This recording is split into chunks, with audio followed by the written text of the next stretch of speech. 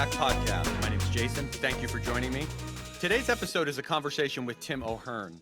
Tim wrote a book, Framed, A Villain's Perspective on Social Media, and it's currently the number one new release and number one bestseller on Amazon in the social aspects of the internet category. It's a really interesting book. It's a super easy read. I am not a huge reader. I've gotten through the first couple of chapters pretty easily. I find it funny, interesting, all at the same time. The first chapters that I've read kind of recount the experience of MySpace through Tim's eyes. Tim shares his insights into the early experiences with social media. We talked about his motivations behind writing the book and how his learning of engineering skills came about right at the same time that social media started to blow up. And Tim quickly identified that there was an opportunity to take his skill set and marry that with the public's ever increasing need for eyeballs, for likes, for friends, for views, for thumbs up, for heart emojis, for impressions. That whole genre has kind of gone through a renaissance over the last, let's say, 10 years or so. And it's kind of the genesis of what's become this advertising infested social media environment that we have today. So the title of his book is interesting. I almost see it as kind of a confessional and a history lesson all at the same time. It's super interesting. So we had a great conversation about that, and then we talked a little bit about the impact of the algorithms, as everyone kind of collectively refers to them as, and what the challenges those pose to the safety and security of these social platforms, which have an incredible power to inform and in some case misinform those that aren't capable of discerning fact from fiction or just science fiction in some cases. We talked a little bit about the need maybe for identity verification to help mitigate some of those things and what the impact is to our youth. It's a really good conversation. We talked about the need to have platforms like this, but the challenges associated with ensuring that these platforms have reliable and certainly not inflammatory content. It's an issue that neither of us have a real good solution for, and I don't think there's anybody out there that does have a good solution for these sorts of things. So I think it requires much smarter people than either of us, and at some point in the future, maybe we'll see some sort of progress on monitoring and keeping these platforms a safe and open environment for the rest of humanity.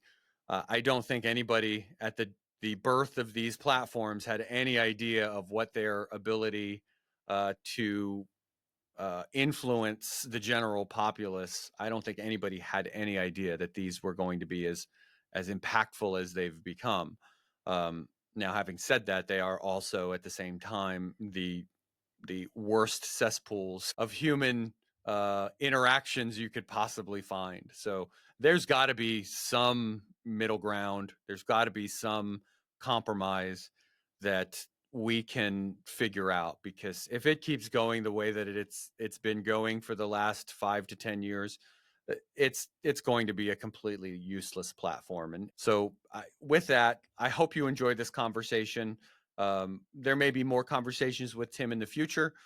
Tim is focusing on writing, so I made a very, very useful suggestion to Tim on his next book. So hopefully we will be having that conversation in the near future. So with that, I hope you enjoyed this episode. Please like, share, subscribe, comment, do all of those things that every social media influencer tells you to do. Not that I consider myself a social media influencer, but please do those things. So I hope you enjoy it. Thanks for watching. Have a great day. I'm talking with Tim O'Hearn. He is a rogue software engineer. Tim has a new book, Framed: A Villain's Perspective on Social Media. It's the number one new release and a number one bestseller on the social aspects of the internet on Amazon.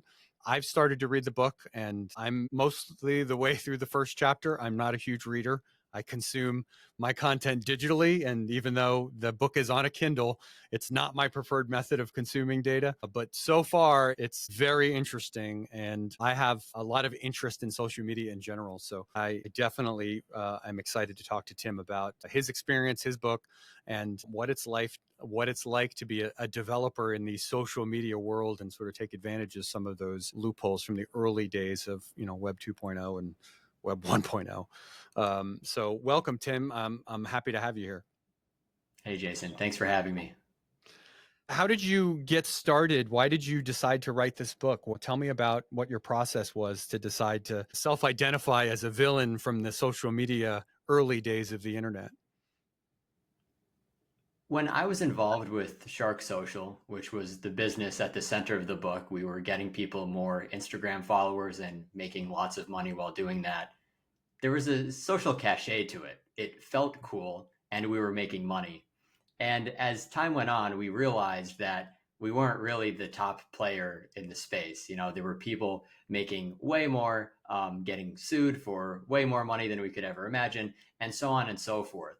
So, as we kind of started to wrap things up, as running the business became much more difficult, I never really thought that my experience was the most important one.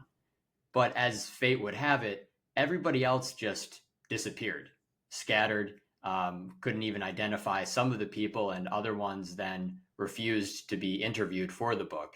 So as things progressed into the early 20s, as this space kind of morphed into something else or really was a shell of its former self, I realized that if I didn't write the book, nobody would have. So Framed, which is my book, really was a response to a lot of these big tech titles, just written from the perspective of someone who didn't need outside money, didn't need a ghostwriter, someone who could just come and do it, but also to reflect on some of these events that happened and say, this is very, very important. So even regardless of what the consequences might be, let's put it together.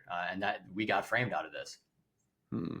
How did you get started in this? I don't want to give away, all of the goodness of the book. I would definitely want you to sell some books. But how did you get started in social media? Were you a consumer? Were you, just was it something that you were interested in your youth and you just found that you had an aptitude for, programming or, algorithms? How did you get involved? One of the classic refrains in Framed is me admitting that I purchased fake Twitter followers right when I graduated high school. So Mm-hmm. there's this idea that, hey, you're going away to college, you want to seem more important or popular. And even back then, it was pretty widely known that you could hand over some money, maybe using your mom's credit card, and get this type of digital fame, right? Mm-hmm. So for me, that was really the first dabble. But what also I introduce is that at the same time, I began studying computer science. So these two things became interwoven as like a college freshman saying, okay, I realize that there's some importance in these digital metrics, this digital insignia, and also I'm learning how to program. So at some point, these things converged where after I graduated, I was working, my first job, and I was approached by two people who essentially were the founders of Shark Social, and they said, "Hey, we're just running this based on an existing app. We need someone to come in and develop this system from scratch to implement payment gateways, to implement like customer support stuff, to help us with what are called proxies." And it seems like you could be the person to do it. So that's really what brought me in. And my involvement was not as a full time job, it was a very serious type, like part time nights and weekends role while I was a software engineer doing other things. Wow. So you are a software engineer by trade that kind of started with taking your social interactions online and really developing that into a career. You saw some opportunities to do something you were already doing and and kind of take the next step with it. So that's pretty interesting. Are you still in the software development uh, uh, space? So as of today, I am not. I'm currently all in on writing and the promotional stuff for Framed. But I will Hmm. say between 2015 and 2025, which is when I Hmm. published Framed, I was primarily a software engineer through that whole time. So between Okay. back-end development, full stack web development, I wore a lot of hats, but primarily I actually worked in the quantitative finance space. Oh, okay. So how were you able to make a living at cheating these algorithms and providing obviously a value added service, something that a lot of people wanted, a lot of organizations wanted. It's having that rep, having that blue check, having all of those followers is capital in today's social world. So you found that there was an opportunity to kind of leverage an interest you had in social media, and you turned that into a career. How did you identify that there was an opportunity there? This was the early days. This wasn't well documented. Not everybody knows that there were social media algorithms and that there were all of these things that today we take for granted. How did you identify that? This opportunity was something of an arbitrage opportunity where people knew you could run ads on many of these platforms and you could get more exposure. But the truth is that many people running ads, even back then, were just searching for followers. Mm-hmm. So if you could go to some shady website and buy 1,000 followers for $20, why would you run an ad campaign for $500 that might not get you the same amount of followers? That's So a good this is point. this classic imbalance or this classic opportunity, which led to people like me asking the question of how can somebody sell me fake followers for $20? Yet when people are running ads, they're claiming they're not getting anywhere near as many followers. So that was really the shortcut there or the secret. And what helped people like me before I was like a really experienced programmer was that a lot of the code that was used to interface with Instagram was available on code sharing sites like GitHub. So you could pull it down, enter your username and password, and start understanding how this worked. It broke things down in a way that I feel probably tens of thousands of people were really impressed by. It wasn't necessarily as complicated as this like computer hacking you would expect was required. It was actually pretty easily understood in human terms and nouns and verbs. Would you say it's still as easy as it was back in the day? The access, I would say, still is able to be reduced to nouns Mhm. and verbs, Mhm. but the openness of these APIs has changed completely. Mhm. One of the chapters I have is called Hackathon Hackers, and it really follows this course of every tech company had open APIs and they wanted developers to interface with their stuff. They wanted developers to find bugs. And that was kind of this ethos that led Silicon Valley through the early 2010s. Today, all of those APIs are closed or they're under different terms and cost models where someone like me, like a kid or somebody entering a collegiate hackathon, simply doesn't have access to the same stuff. Mhm. Maybe on Reddit, that's one site where you can still access it for non-commercial purposes. But for Instagram and like Facebook, forget it. Like most people don't even realize that that once existed. But Mhm. when it did exist, the first few iterations, especially like 2012, 2013, people were slamming it and they were using it for a Completely wide lot. open. It was wide open Mhm. and the terms were wide open too, where eventually Instagram is like, hey, have fun. And then they're like, hey, don't use this to recreate Instagram, because Mhm. that's what you can do. If you have access to everything, then Mhm. you can just create your own app that acts like Instagram, right? Or that Mhm. automates things from Instagram. So, Yeah. yeah, it's changed a lot. And a lot of these changes weren't like last year or 2 years ago, they were 10 years ago. Well, I think all of the providers also recognize that their platforms, they wanted to do the same thing you were doing, essentially to increase their revenue and to have, all of their clicks under their control and resell them as ad space, um, you happen to find a loophole to get around that for a couple of decades or a decade or so. But they saw that money running out the door and shut it as quickly as they possibly could. So money drives everything. Um, Sure. how do you think the algorithms have changed since, the early days of Facebook and the early days of Instagram and certainly MySpace? It's now there is so much more behind it, more than just you have friends, your friends have friends, you do the sharing. There's a lot more behind the scenes. Would you agree? I would agree. Yeah. And it really comes down to looking at early Instagram. It was a chronological feed Mm-hmm. where every account you followed, their content would appear in the order it was posted in your feed. There Yep. was nothing special or intelligent about the feed. Mm-hmm. So when we rebranded these feeds as news feeds and said the algorithm is now intelligent and it's Mm-hmm. not just sorting in descending order of posted, Mm-hmm. uh, at first, people weren't happy with it. Actually, I remember there was like pretty widespread. I hated Um, it. I yeah, still hate and it.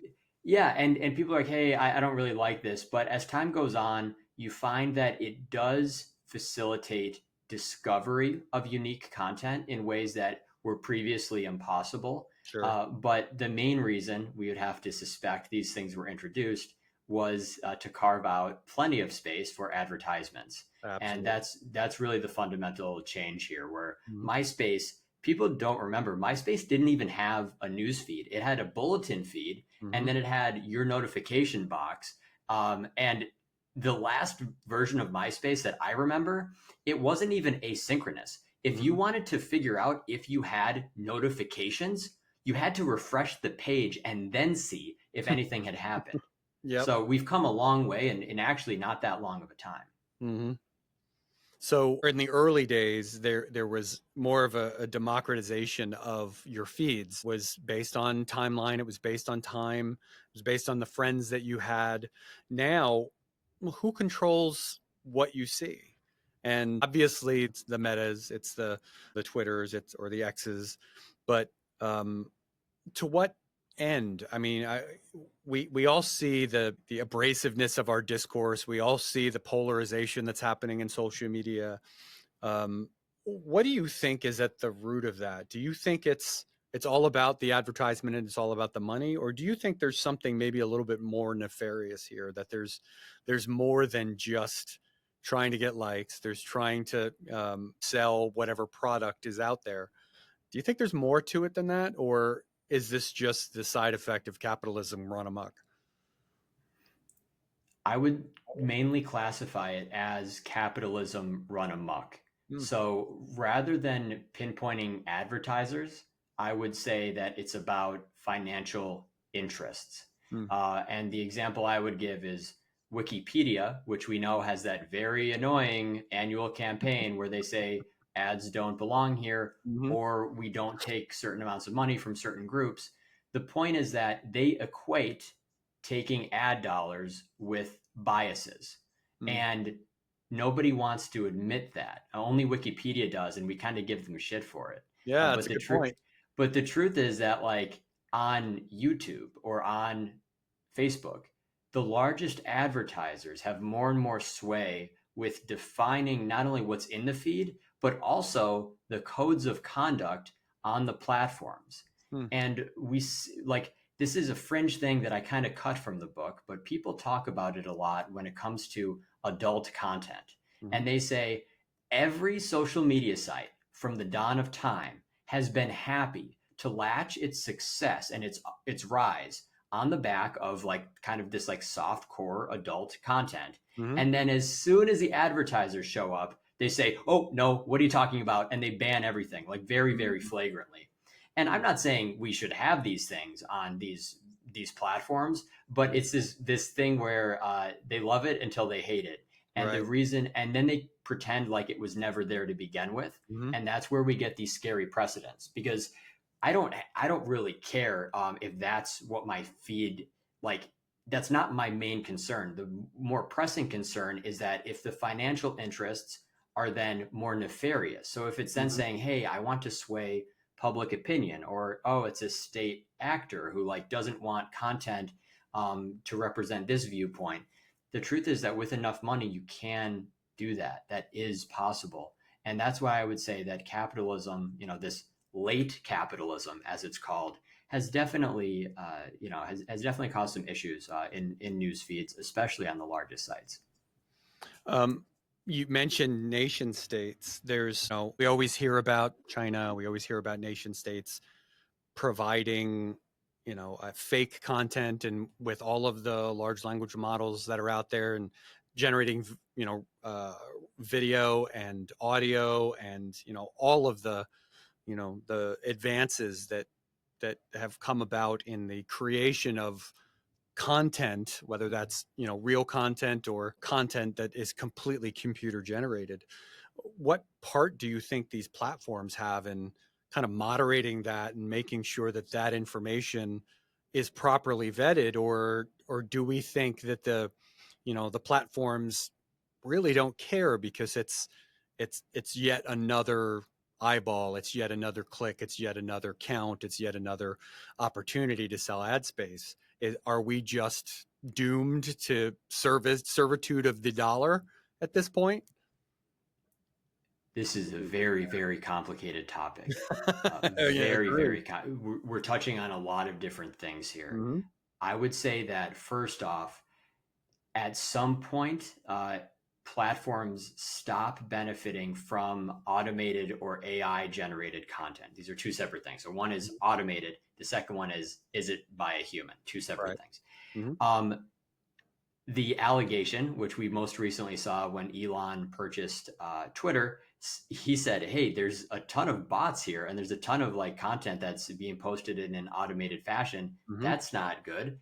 But all the investors saw at the end of the day were user numbers, Right. and nobody ever asked the question, "Are these users real?"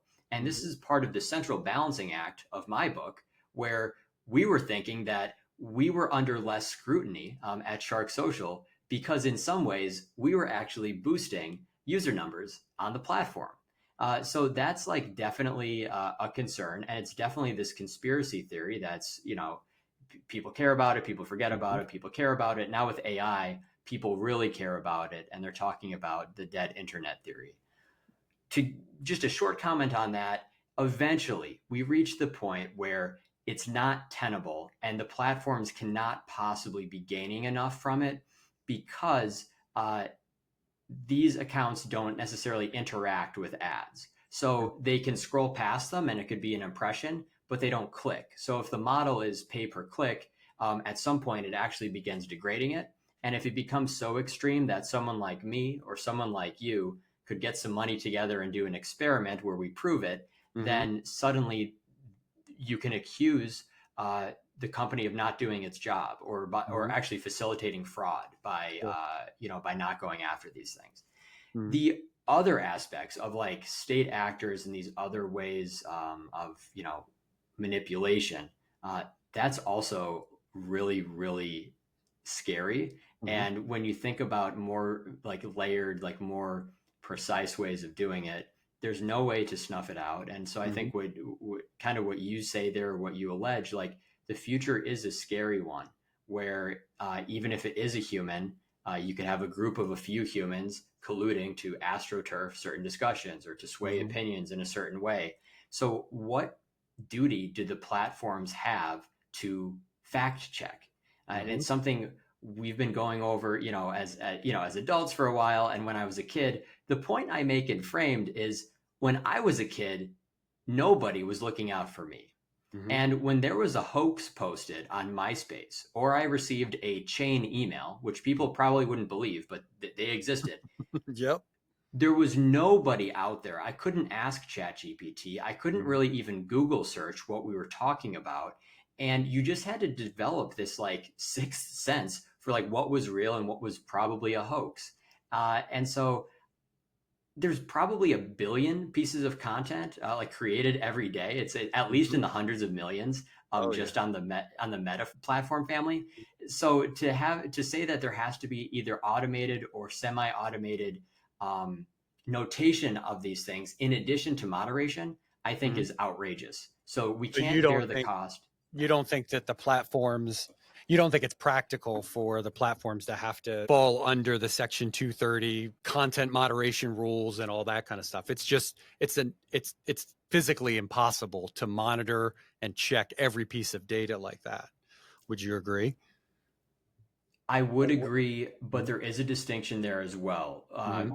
Even under what free speech is, and under these things of either manipulation or content that is offensive or harmful.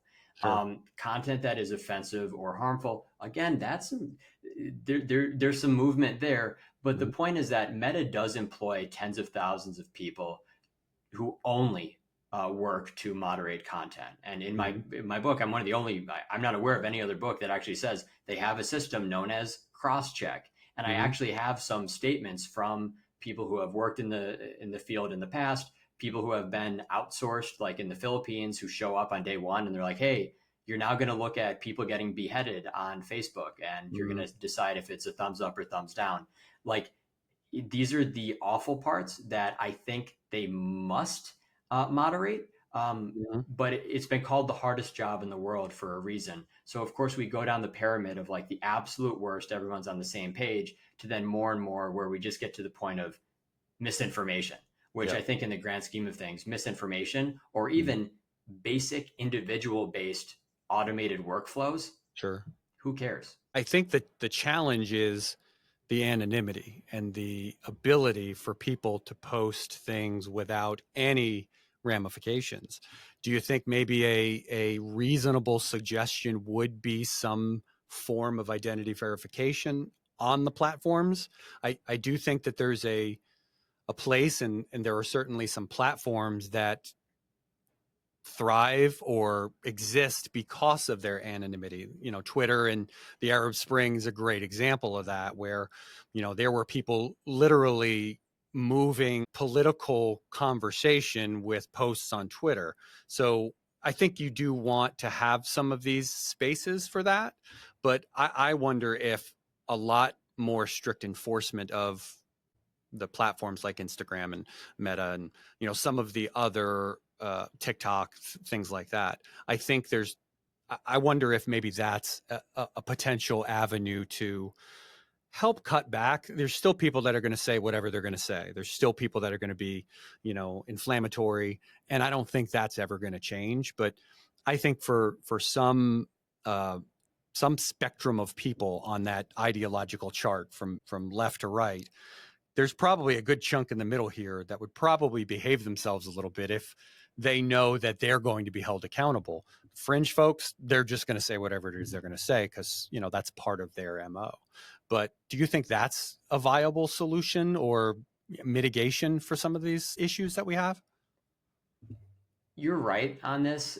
There's a need for greater identity verification and this like accountability.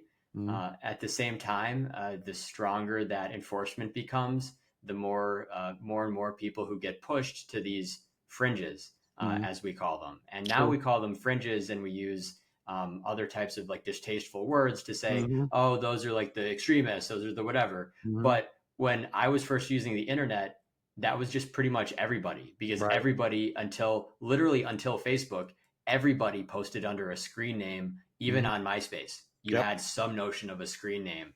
So we have this new brand where, yeah, frankly, if I'm on LinkedIn, I would want every single person's identity to be verified, no questions, Yep. because there's no room for parody accounts. What Correct. people don't realize is the reason that the blue check mark was introduced to begin with was because of a parody account on Twitter. Mm-hmm. That was the start of the blue checkmark Mm-hmm. experiment. Yep. So, also, what people don't realize is we still have guidelines for starting parody accounts, Mm-hmm. even provided by Meta. Like, it's still involved, but you can only do XYZ. Like, they still Yep. kind of blur this line between, okay, you're representing the real person Mm-hmm. and you're a fan page. Mm-hmm. These things are, they're just very natural with what we do on the internet and the concept of fandom. Yep. So we've kicked people off Twitter and then they go to Gab. And I Mm-hmm. speak about Gab in my book because it was actually founded by Andrew Torba, who is from my hometown.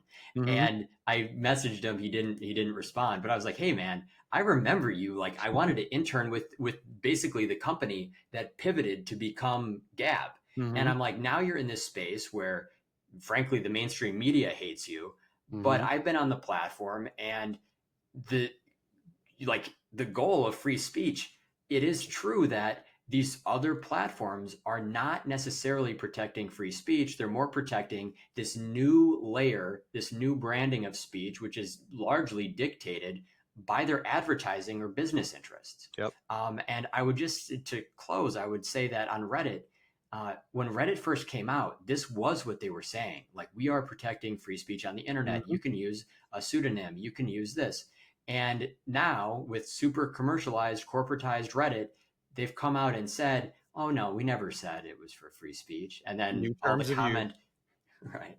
And then Yep. it gets, That's the and way it then it is. gets, right. And then it gets dug up. So there are Mm-hmm. definitely some trade offs here. The point I make is that verification works really well. While I was writing my book, my mom's LinkedIn got hacked. So that's Mm-hmm. a subsection of the book. But beyond this, there are other technology platforms that are not taking advantage of continuous verification, maybe in Mm-hmm. the sense that they should. So, for Sure. example, you or I could have a verified account Mm-hmm. on LinkedIn, but to Mm-hmm. log in, they still just need your username and password. So they could Yep. still be somebody masquerading as Jason True. or That's a Tim. good point. Mm-hmm. And the scary part is that it's the same way on Uber. How Mm-hmm. often do you actually have to do biometric verification on Uber? That's a I good don't point. know. But I Mm-hmm. can tell you that here in New York City, there is a huge black market for DoorDash accounts. So people who maybe don't have work authorization can use can make money on DoorDash. Interesting. And so you'd say, okay, DoorDash, it's kind of in between because if someone, for example, is a convicted felon, if they're a Mhm. predator, I don't want them in my apartment building Yeah. delivering food. In Mm-hmm. the same sense, you definitely don't want that person driving a car. So that's where I hope continuous verification Mm-hmm. comes into play, and hopefully, once we work through some of the hurdles there, we do see a little bit better enforcement on the major platforms. Well, I would question who is the provider of that identity verification. Is it the government? I don't know that I Yeah. necessarily trust them as the custodians of truth, the custodians of my data. I mean, they have most of it, but apparently it's on floppy disks and Windows 95 machines. Is there a solution to that? Is this something that's now the conversation is there a third party? Is there like, the same companies that do the ID verification for things like TSA and stuff like that, the identities and all of those sorts of things. Is it them? But now we're back where we started because they're public companies. They're going to have terms of use. They're going to have shareholders, and they're going to have to provide quarterly reports, and they're going to have Yeah. to answer to the street. So are we going to get into the same scenario where we're setting up these organizations that are still tied to the almighty dollar and capitalism, and the song keeps going? It's the same thing. It's a broken record over and over and over again. So it's an interesting take. We talked about the platforms. We talked about some of the challenges of today from a, a a sociological perspective. You grew up in this age. You grew up in the MySpace world, the Facebook world, the Instagram world. So you kind of have a front row seat to some of the fallout from some of that. And there's no shortage of folks talking about the impact to the youth. I think the millennials and Gen Z really are taking it on the chin. I think Gen X. I think we are. Myself as a sort of an elder Gen X. I'm turning 50. We kind of had the digital adulthood, but we definitely had the analog youth. So I think you mentioned before, our BS meters, I think, are finely tuned. Like Mm. I'll see something that my parents post on Facebook, or I'll see something that my kids might mention on from TikTok, and my antenna go up, and my BS meter starts going off. I don't think a lot of the millennials and Gen Z folks have that because they've been inundated with all of this garbage for decades. How do we fix that? Like social media addiction is just, it's insane. It's worse than your worst drug. It's worse than sugar. How do we fix this? I have no idea. Uh, Me I either. Jason, I have no idea. Mhm. And it does get to several different things here. One is the addictiveness of the screen, specifically like a cell phone, a mobile device. And then the second is with all the information in the world at your fingertips, does this erode our ability to think deeply, to think critically, and Mhm. also like the actual social aspects, meaning like, do you know how to make eye contact in person? Yeah. Do you know how to have a conversation, without using emojis? Like there's a lot that goes into it, and I have one chapter called "Screen Grabbing," where Mhm. I really try to address this from the perspective of me growing up in a world where the screen wasn't necessarily addictive, but video games were actually what drove this through the Mhm. late 90s and early 2000s. Nobody cared about, oh, you're playing on your Game Boy too much, but it was really the nature of Mhm. the most hardcore like RPG games where we started to say, whoa, like hold on.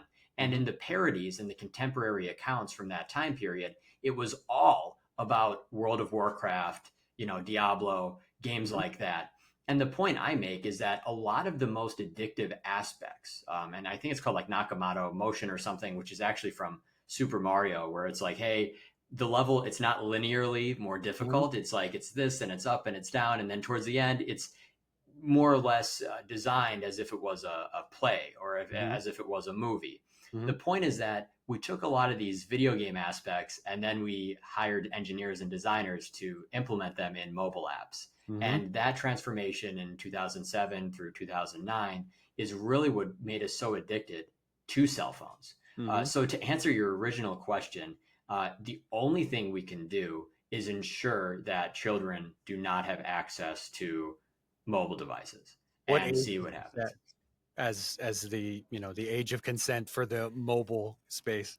Yeah, I would say a lot of things on the internet these days can corrupt much more easily than they could have when I was a kid. Sure. And a lot of it does come back to the two main ones, I guess you would say. One, which is adult content.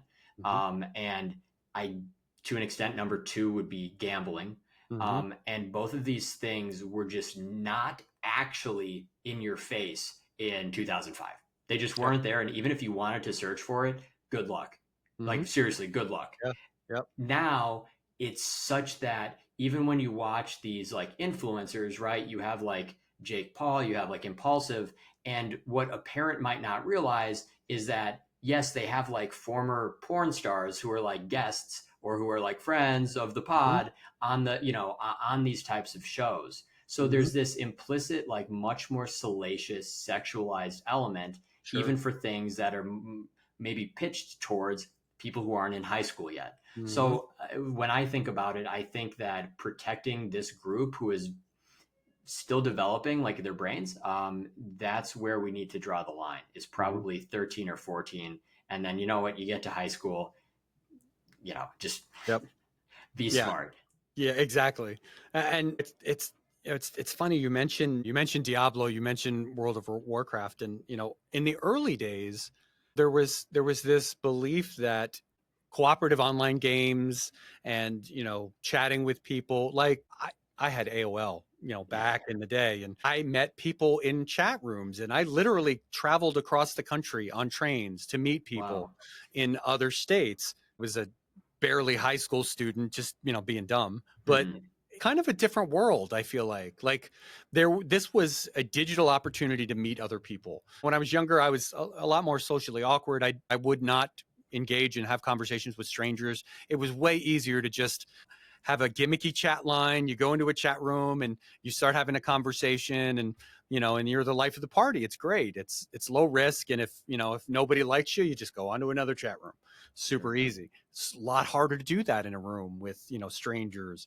So in some ways, I feel like it was a tool that I use to kind of help me get out of my shell. Like even today, my kids are scattered across the country, and we use it as an opportunity to kind of get together. So we would play Diablo with my wife and my wife's brother and some of our friends, and like every Friday, all my kids and my wife and I, we actually we hop on Discord and we play Dungeons and Dragons, and That's we have a awesome. campaign, and my son-in-law's the DM, and it's fun, and half the time we spend looking at my grandchild, and we're making fun of her eating the camera and eating her leg and stuff like that, and it's fun, and there's a social interaction there. But I'm starting to read research where there there are people that are engaging in that to the detriment of everything else. They don't know how to have a conversation and look somebody in the eye.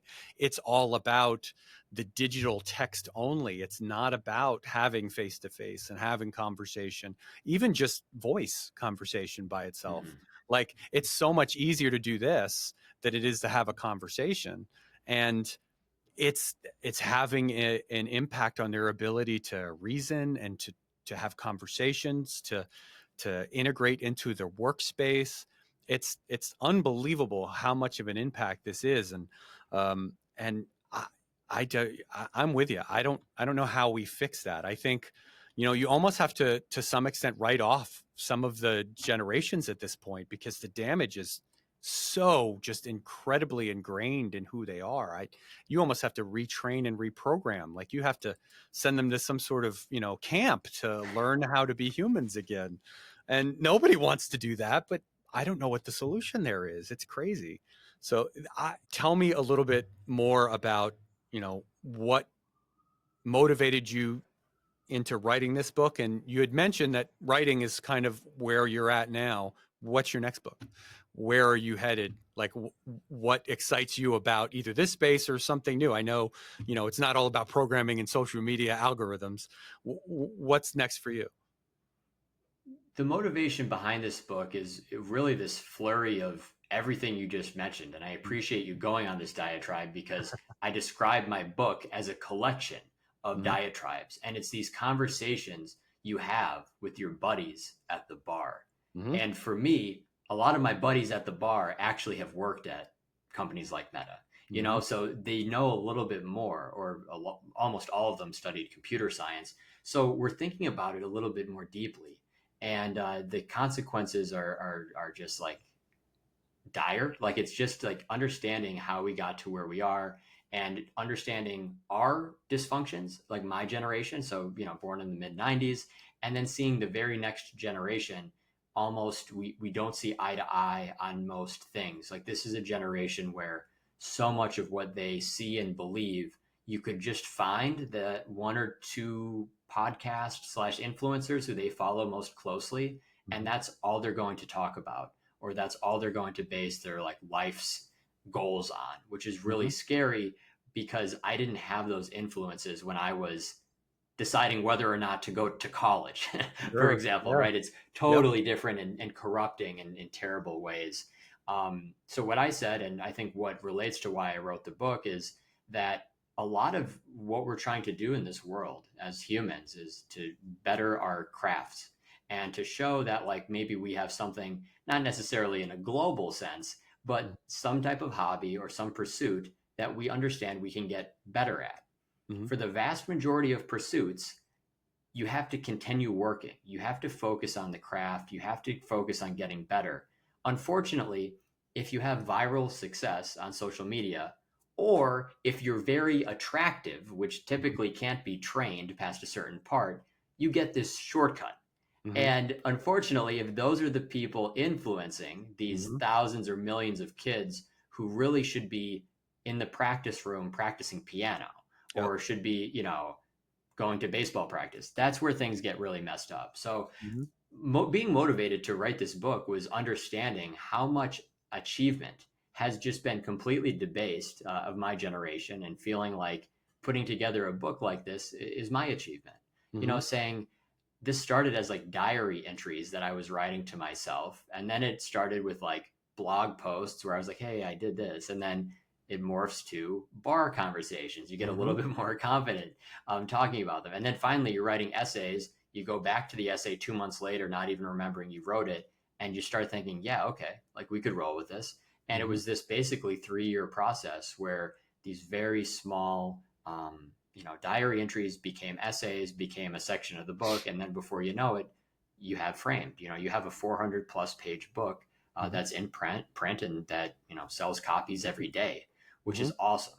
So Mhm. thinking about that, I appreciate what you've said about it, and also I appreciate like this grind of like what's next, right? If Yeah. I'm saying it's about the craft and it's about getting better, how do I take this momentum I have and move forward as an author? Mhm. And for me, it's definitely a decision point of going back to industry. And Mhm. ideally for me, that means going into the platform integrity space. If you search for job titles with the word platform integrity, they don't exist. And the reason they don't exist is because nobody wants to admit what the problems are. So a lot Ah. of the conversations that I've had have been more through these like shadow networks of someone knows someone, but someone's willing to go out on a limb for me because they trust me and they liked the book. That's been really cool. But the point is that you can't just search LinkedIn for platform integrity specialist, even though I'm probably one of the, not the best people in the world, but I mean, I could come in day one and we could get to work. Mhm. That interests me. In the Sure. writing space, I really do enjoy provoking people, and not necessarily in ways that are, going to change the course of humanity or Mhm. technology, but to think also like I have strong opinions about food. I would like to write maybe more funnier things that are still provocative about opinions on food and like certain aspects of the dining scene here that Mhm. are social media adjacent, Sure. like Yelp Elite, and Mhm. then like the fact that if TikTok says a restaurant is popular down the street from me, I can't get a reservation there for the next year and a half. Like Mhm. some commentaries like that. And then of Mhm. course as a writer, everybody always has the novel. Sure. And I think that if I carve out enough time for it, I would love to do that as well. So for me, I likely see writing as being more of a long form thing Mhm. rather than saying, oh, I'm going to write a newsletter every week. I've been Right. writing the newsletter for the book. People have enjoyed it, but the Mhm. number one conversion or the number one interest in my newsletters has just been people going to these podcast appearances anyway. So for Mhm. me, I would rather do the podcasts organically as they come Yep. up. And then if something else pops up, whether that means industry, whether that Mhm. means a startup, or whether that means carving out like another 6 months for a book, we'll see. I've got a book idea for you. I All right, what do you I got? I can't stand when I get to a recipe website and I have to scroll for 40 pages to get to the damn recipe. Yeah. Stop with the advertising. And I don't, yeah, I just, that's the worst. And every site does it. It doesn't matter if it's all recipes or they all do the exact same thing. You just, and then you get to the bottom and there's a recipe. That drives me nuts. And that would be I would read 500 pages on that. I don't read a whole lot, but I would read 500 pages on that for sure. Yeah, no, it's I actually have a passage in the book Mm-hmm. specifically about the madness Mm-hmm. of recipe websites. Exactly like you say, Jason, because Great. it's crazy because a lot of the time when I'm on the websites, Mm-hmm. I'm literally in my mother's kitchen. Yep. Everyone's saying, "What are you cooking?" I Mm-hmm. pull it up. I'm like, "Yeah, I saw this before." And then on mobile, you're like, oh geez," and then you can't even figure out what the ingredients No, are. you're fighting through pop-ups and ads and the pictures of what you're trying. I just need to know how many cups of sugar. Can I Yeah. just get to the sugar, please? No, so in chapter 4, under the Mm-hmm. section external manipulation Mm-hmm. SEO, I Yep. have a very short passage where I say recipe websites Mm-hmm. are meme-worthy examples of SEO harming site quality. They Mm-hmm. tend to begin with authors' life stories while Yep. cramming in barely relevant but keyword-laden content. Yep. And it's insane. 100%. It's I didn't insane. even get So to that chapter and I uh, completely nailed it. See, no, maybe I need to. no, you're right on with that. That would be That's such a crazy. fun Mhm. such a fun thing to get into on the topic of sleep. Absolutely. Oh, that was great. Well, Tim, this was awesome. Like I said, I'm a chapter in, but I'm going to finish this book. I think the last book that I read from cover to cover was probably the Da Vinci Code. Okay. And that was probably in the 90s. And I'm not a huge book reader. I have tons of books. I read a lot more nonfiction. I'm a science nerd. I'm obviously an IT geek, but when it comes to reading stuff like this, it's easy. And here's my plug for the book. I'm one chapter in, so um, it's an easy read. It's entertaining as hell. Reliving the world of MySpace. I was not a MySpace kid, so I'm definitely not all about the MySpace. But I had a MySpace page. I will, fully disclose that. But I didn't do anywhere near the customization that I hear you talking about and describing in the book. But it's a great read. It's super easy to get into, and I find myself falling asleep, getting hit in the face by my Kindle. So um, I'm gonna read it till the end, and I'm very much looking forward to the next book, and certainly the chapter on the recipes. I'm all in on. I will absolutely. I might have to put that little snip in the podcast notes, because I think I nailed it on that one. So Tim, do you have anything else that you want to share with my tens of listeners? I really hope they enjoyed this as much as I did. But Tim, great book. I wish you the best, and if there's anything you want to chat about in the future, I'm here. We can do this anytime. Jason, I really appreciate it. It's been a great conversation, and I think knowing that someone has not only read the book but also lived some of these things and also comes with strong opinions, that's Mm-hmm. the point of writing books, right? It's not to dictate what is or is not, but it's to start these conversations. So to start Absolutely. the conversation between us, I think it'll go much farther than tens of listeners. Hey, we're In changing the these, world. yeah, Absolutely. You and me. no, it'll go much farther than that, man. So I really appreciate it. And, my message for listeners is you framed a villain's perspective on social media, $2.99 in the Kindle version, $14.99 in the paperback. And the audiobook is coming later this summer. Hopefully you like my voice, because that's what it is for like 20 hours. Hey, hopefully I get the book read before the audiobook comes out. I feel like I accomplished something if I could do that. I think by the end of the summer, I got to be able to do 500 pages or 400 pages. I have to. There's no way I can't do that. It's hundreds of books a year. If I don't get through one book in a summer, I may be divorced. Thanks again, Tim. I really appreciate it.